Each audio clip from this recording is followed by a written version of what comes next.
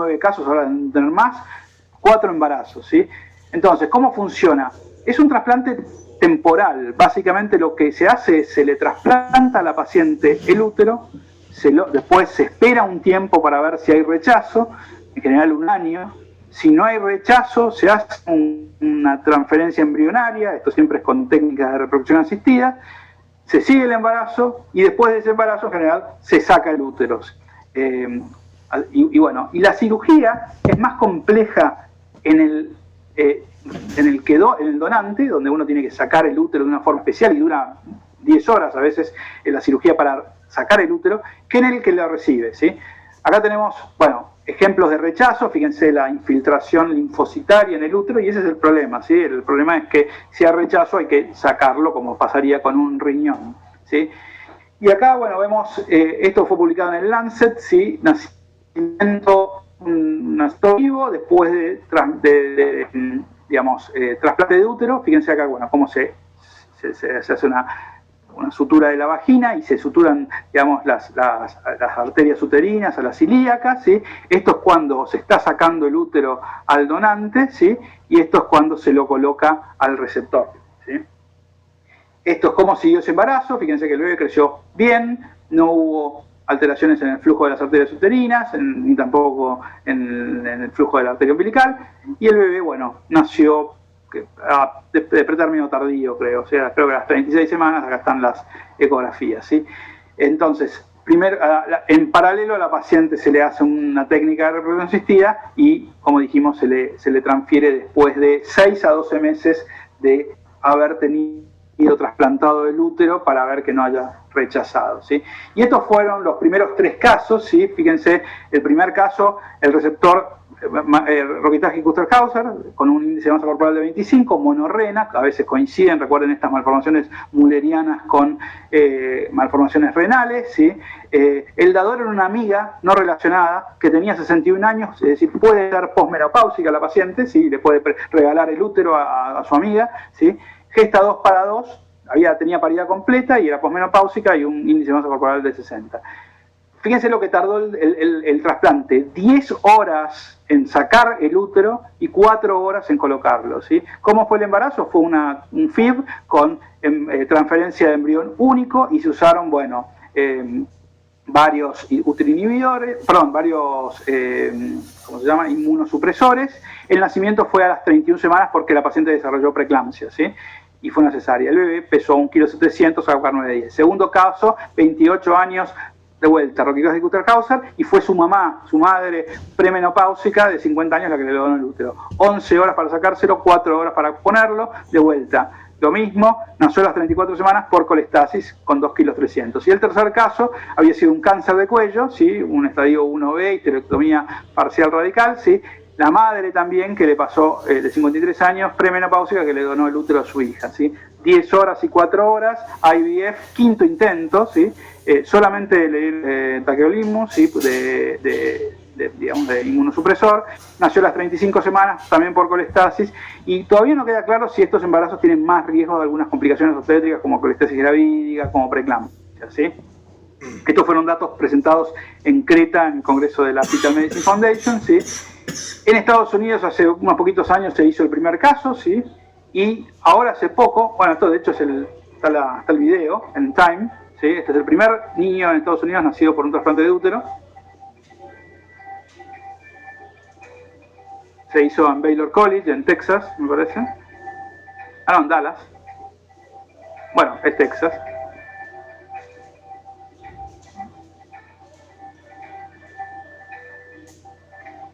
Habían tratado en Cleveland y no les había ido bien.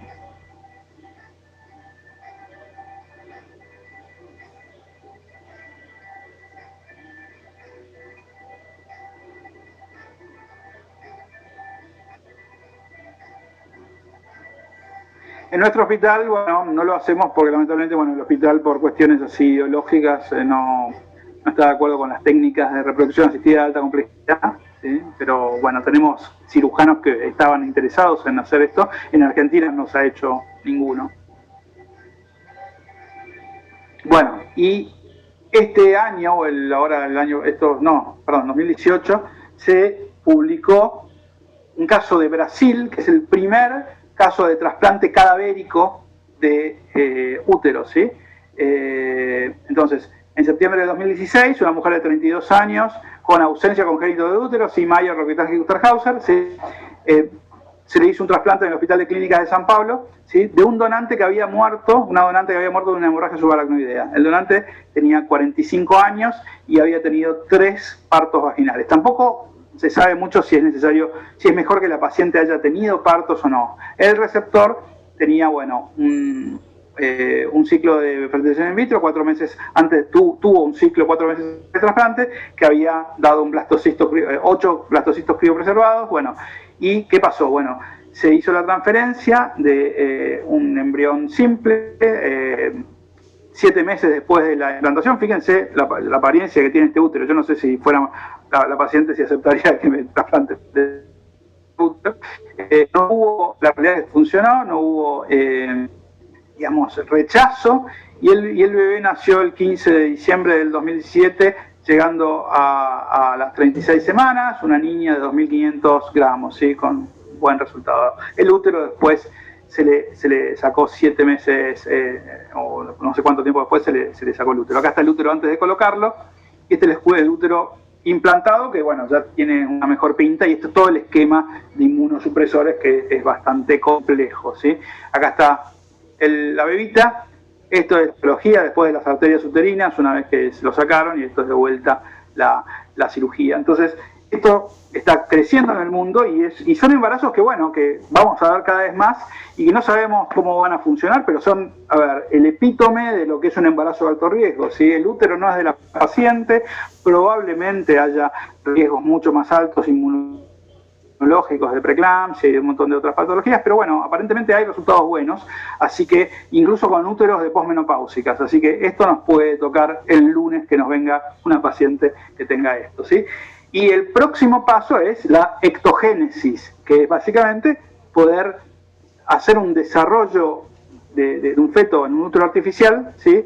Afuera del cuerpo de la mujer. Fíjense que la señora no, parece entusiasmada, pero el señor no tiene cara de estar muy contento con esto, ¿sí? Dicen, de acuerdo a esto, es que podría ser posible en la próxima década, ¿sí? Lo que ya existe es la placenta artificial. Como ustedes saben, la placenta artificial está aprobada en ovejas, ya está patentada, ya hay protocolos para empezar a usarlo en humanos, y después vamos a hablar un poquito más de esto cuando hablemos de parto prematuro, ¿sí? Ahora se sumó, sobre todo el grupo que más trabajaba en esto es el CHOP, el Children's Hospital de Filadelfia. Ahora hay un proyecto europeo de sumarse a esto, en el que está trabajando el grupo de Barcelona, ¿sí? Así que cada vez vamos a escuchar más sobre placenta artificial. Acá tenemos a la ovejita de la placenta artificial, ¿sí? Y otro problema en el que nos enfrentamos es el aumento de la obesidad, ¿sí? En toda la población, pero sobre todo en la edad reproductiva, ¿sí? Fíjense que prácticamente todo el hemisferio norte, o gran parte del hemisferio norte, tiene problemas de sobrepeso y obesidad, ¿sí? En Estados Unidos más del 25%, y en México las personas son obesas, ¿sí? En muchos lugares de Europa, ¿sí?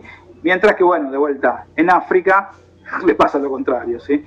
Esto es cómo ha ido creciendo y cómo se ha ido pintando de colorado el mapa de Estados Unidos, y sobre todo en los estados del este y del sur.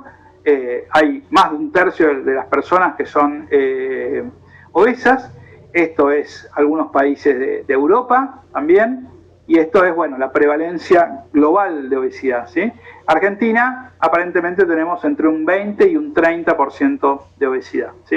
Esto ha motivado algunos cambios también en la legislación con respecto a la información de los alimentos, y a los que hacemos medicina perinatal nos pone enfrente de de los problemas relacionados con la diabetes gestacional y con la macrosomía. Tenemos toda una charla de varias horas sobre los efectos de la diabetes sobre el feto, que es parte del CANF avanzado, ¿sí?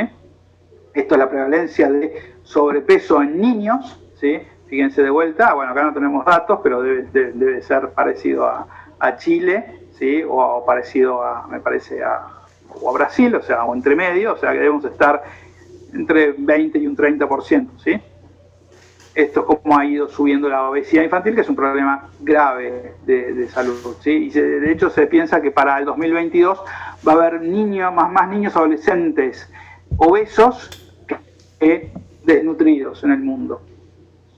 Y después tenemos algunas otras cosas que son bastante interesantes y tragicómicas, que es padres cada vez más locos, ¿sí?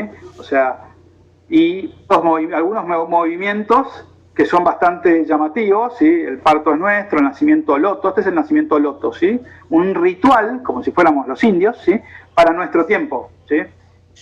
Nacimiento loto, la placenta es el octavo chakra, ¿sí? Veo hippies con OSDE. O sea, está pasando esto de que, por ejemplo, ahora hay gente que dice que, por ejemplo, es bueno el nacimiento lotus. ¿Qué es el nacimiento lotus? ¿Sí? O nacimiento integral. Consiste en que el chico nazca y no cortar el cordón umbilical y dejar el bebé unido a la placenta hasta que ésta se desprenda sola y ambos se separen de forma fisiológica. Esto sacado de esta página. El parto, que el proceso individual esté maduro. De esta manera no habrá riesgos de sangrados, infecciones ni dolor, dicen, y citan a Michel Oden, ¿sí? que escribió en el prefacio de su único libro que recopila toda la información sobre este tipo de nacimiento, que lo define el nacimiento más ecológico, ¿sí? Existe pues una contradicción expresa entre la placentofagia, que es la gente que dice que hay que comerse la placenta, y el nacimiento lotus, que es no separarse de la placenta. O habrá que comérsela cuando ya está podrida, ¿sí? ¿Es mejor comerse la placenta o es mejor dejársela conectada al bebé hasta que se desprenda de manera natural? Probablemente ninguna es correcta, ¿sí? Yo al principio dije, bueno, Lotus tendrá que ver con la marca de autos, Lotus. Después pensé, no, por ahí debe ser algo más ecológico, la flor de loto. Después me enteré que en realidad era por Claire Lotus Day, una californiana que se le ocurrió esta idea en 1970, en plena Flower Power, ¿sí? En plena época hippie, pero de la que no hay, lamentablemente, foto en internet, ¿sí? Y estas son otras delicias, que son las delicias del parto acuático, ¿sí? Fíjense cómo lo está disfrutando este chiquito, ¿sí? Así que bueno, yo creo que bueno, hay alguno quizás compartirá que el parto fuera mejor en el nuestros antepasados hubieran ido a tener los partos al río, ¿sí? Y eso no ocurrió, así que la verdad que no le veo demasiadas ventajas. Y uno de los problemas que genera este nacimiento lotus es el tema de, bueno, ¿qué hago con la placenta? Bueno, venden algunas fundas para colocar la placenta y te vienen como con una yerba mate o con unas hierbas para colocarle, ¿sí? Encima, porque fíjense acá está la placenta que todavía está agarrada al chico, ¿sí? Y la placenta, obviamente, como cualquier tejido biológico, se empieza a descomponer, ¿sí? Pero esta gente del parto es nuestro dice, las experiencias de nacimiento lotus demuestran que a pesar de que en verano, con el calor, el olor se intensifica al tercer día, dicho olor no es desagradable. La placenta no tiene mal olor, dice esta gente. Cada placenta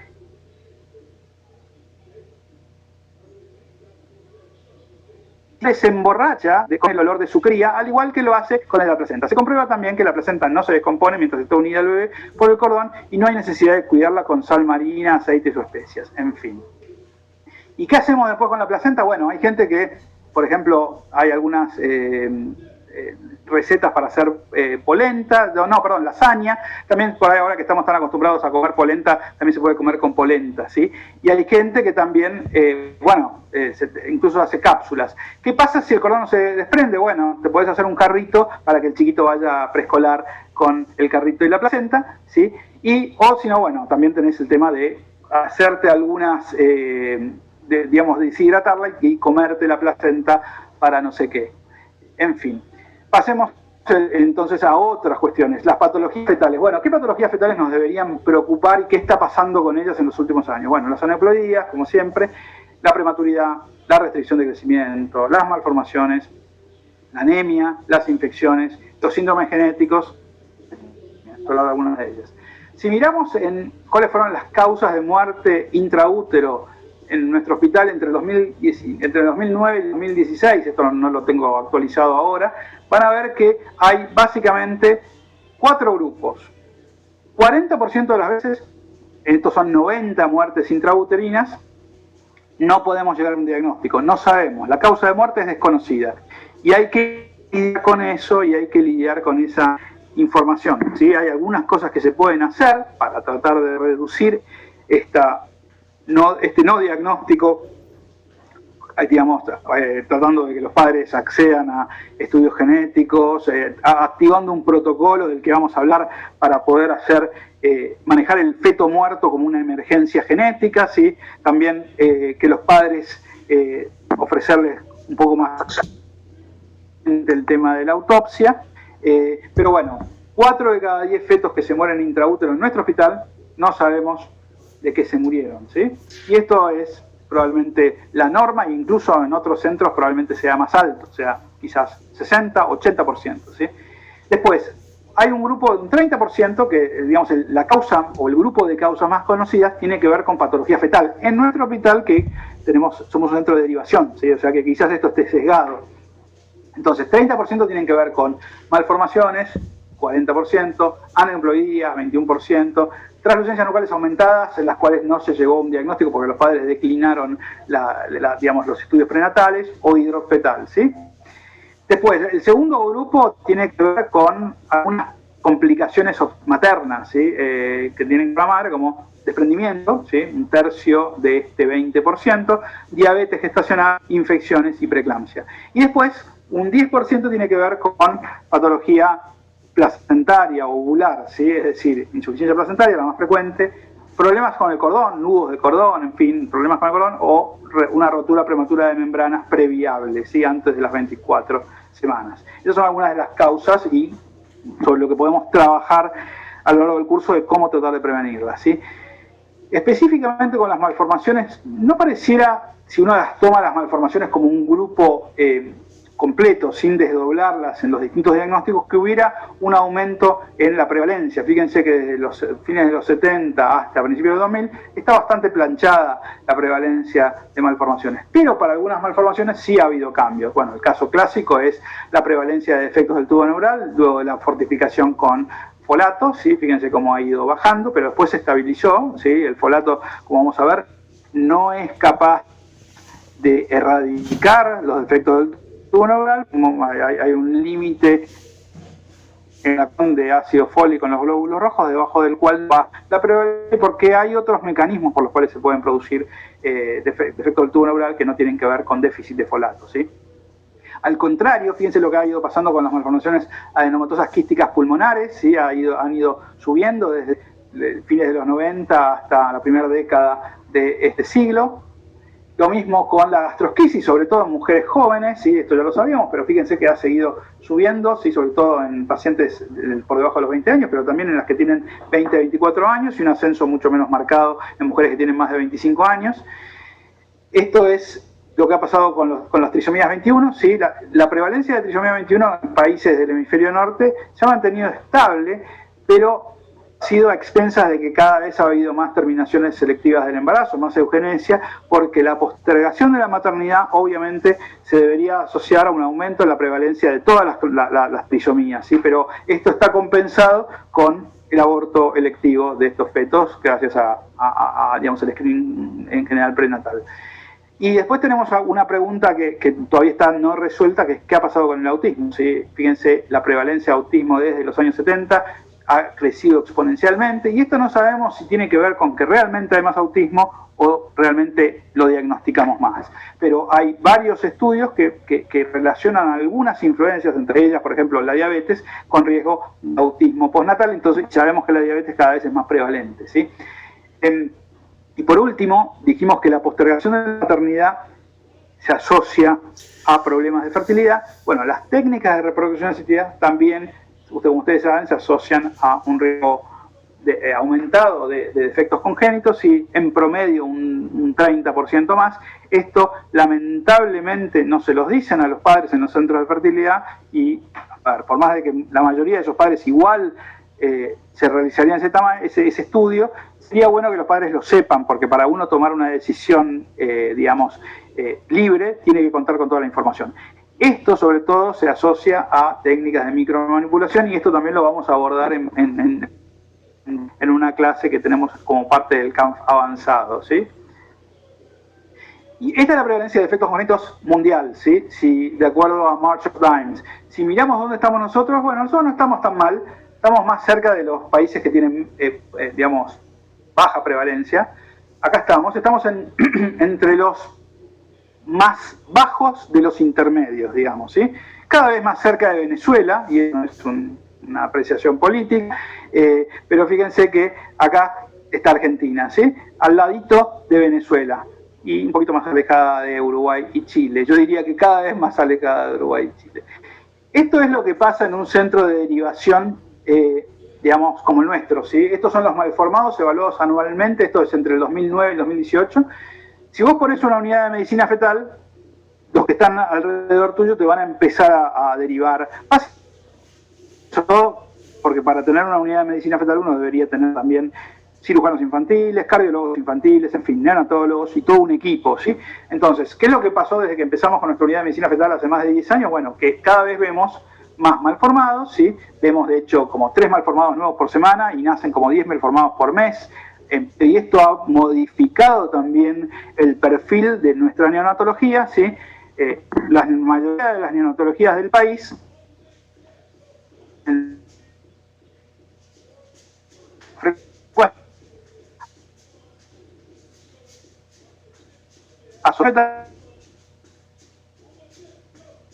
tienen porque la medicina fetal, uno de los resultados uno de los efectos que tiene es que reduce muchas veces el parto prematuro espontáneo, un poco efectivo si uno recibe mucha derivación de patología, y lo que sí va a aumentar es el número de malformados nacidos. Fíjense que estos malformados no todos nacen en el hospital, pero los que están en azules cada vez más nacen en nuestro hospital, ¿sí?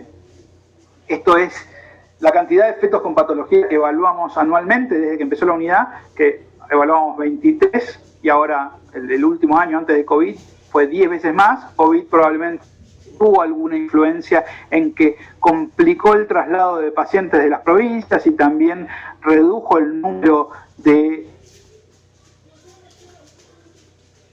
probablemente prenatal de enfermedades, y estas no pudieron derivarse a los centros digamos, de referencia en el periodo prenatal. Y esto es lo que nos pasó a nosotros en los últimos 11 años con respecto a terapia fetal, ¿sí?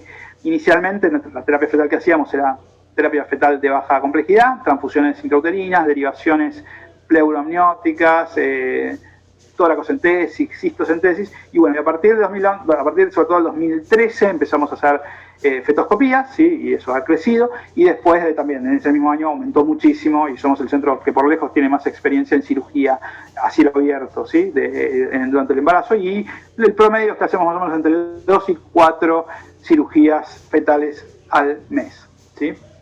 Y hablando de terapia fetal, bueno, hay que tener algunas cosas, vamos a hablar mucho de terapia fetal en este curso, pero hay que tener algunas cosas bien claras, ¿sí?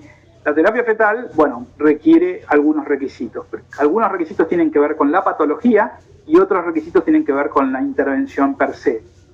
Con respecto a la patología, hace falta tener un diagnóstico prenatal precoz, idealmente, o por lo menos oportuno, que permita la derivación en la ventana terapéutica al centro, ¿sí? Porque muchas veces además hay que hacer algunos estudios de estadificación prequirúrgicos para saber si el feto es un buen candidato a cirugía prenatal, así que hace falta que el diagnóstico sea precoz y que estemos hablando de una patología que tenga documentada progresión prenatal hacia la muerte perinatal o hacia una discapacidad de por vida significativa, ¿sí? Entonces, eso desde el punto de vista de la patología. Con respecto a la intervención, la idea es que la intervención sea capaz de corregir, detener o idealmente revertir el daño fetal prenatal que produzca el defecto, ¿sí? Que al mismo tiempo eso no sea a expensas de un altísimo riesgo para la embarazada, ese escenario donde se realiza la terapia fetal, ¿sí? Y bueno, obviamente que el grupo que lo realiza tenga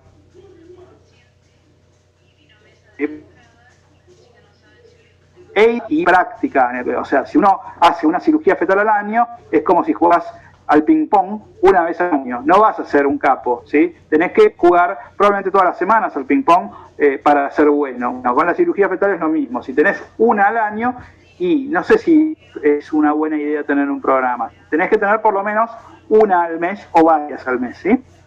Hay que tener también alta complejidad neonatal porque las terapias fetales y las patologías fetales se asocian a parto prematuro, entonces estos chicos pueden a veces nacer antes y hay que tener todo el apoyo de una neonatología, y obviamente que los padres tienen que consentir y ser informados correctamente respecto a cuáles son los riesgos y beneficios esperados de la intervención, ¿sí?